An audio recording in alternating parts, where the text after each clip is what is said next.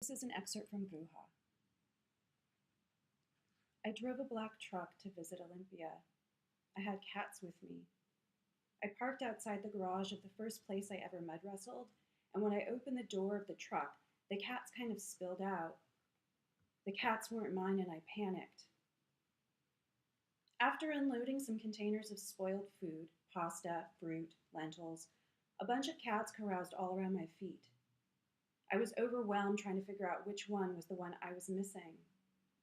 Some had little tiny slips of paper on the napes of their necks, where you hold them when you want them to submit to the power of the mother cat. I saw numbers and some lettering on them, but none of it told me which cat was which. They all looked exactly alike. When I found the right one, I got him into the truck cab while all the others continued brushing against my feet and calves. The United States had closed all of its borders. I was in a hotel room when I found out, on the East Coast near the Canadian border. There was a government man in a blue suit charged with calming large crowds of people. He told us that we could not leave the country, and in fact, we could not go anywhere but the immediate area. The crowd protested amongst itself. We could not believe this turn of events. I said aloud, "Perhaps we can go underwater and declare water sovereign." I was half joking. At the Canadian border, a woman read a prepared statement telling us why we could not cross. It was clear from the way she held her mouth tensely as she read that she had not written it herself. A number of us in the crowd protested her outright. In the small swell of panic, I contemplated what I would do. Set fires, burn my way out of the country.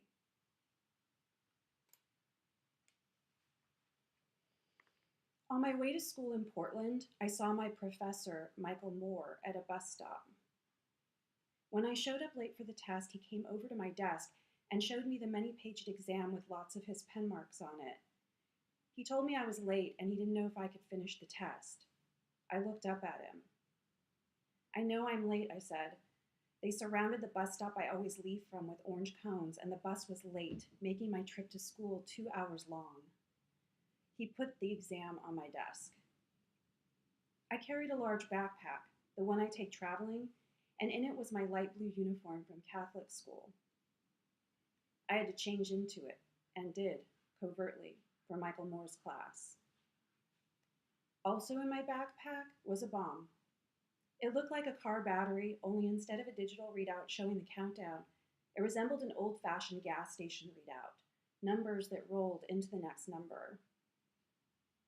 I had about 4 minutes to place the bomb somewhere it could safely detonate and not hurt anyone. I wasted 90 seconds trying to figure out where to take it. I jumped into a non-motorized vehicle and drove off under the cloudy sky. When I found an elementary school set back in the woods, I knew I'd found the right spot. I walked right through the empty classrooms to the backyard, past the playground where I spotted a deep marsh. It would be best to leave the bomb there. It could create a sinkhole, and I might avoid taking any lives. I left it in the marsh and mud and walked quickly back through the classrooms. The classrooms now had teachers in them who eyed me as I moved to exit. I knocked over someone's glass of iced tea. "Sorry," I said, and left the building.